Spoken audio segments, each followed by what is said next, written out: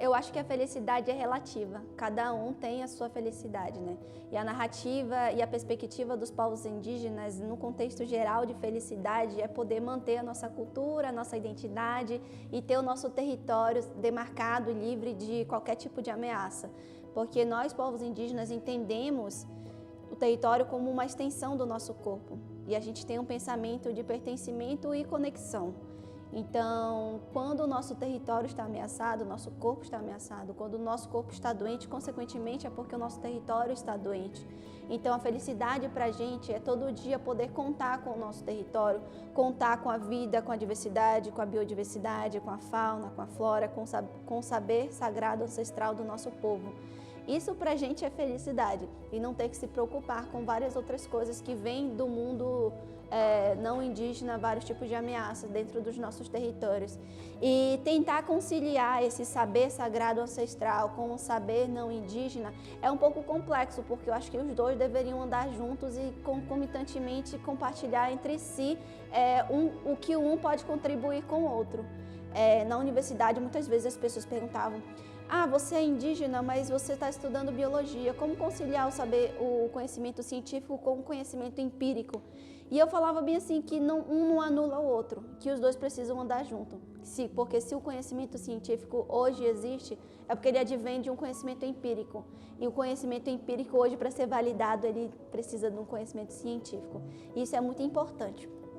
Ter a narrativa e a perspectiva dos povos indígenas no Congresso Internacional da Felicidade é muito importante, porque todas as narrativas e perspectivas são importantes para construir uma felicidade conjunta global.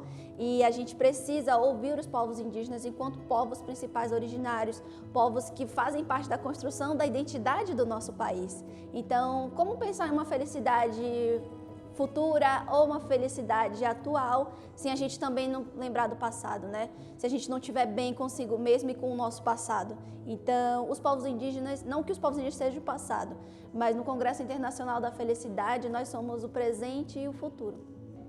É muito importante que as pessoas elas consigam compartilhar e participar também dessa experiência imersiva incrível que é o Congresso Internacional da Felicidade.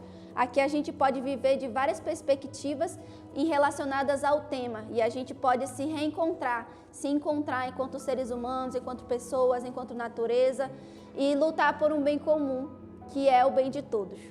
Durante essa semana eu fiquei pensando, bastante, até comentei, sobre por que falar sobre felicidade, e ancestralidade.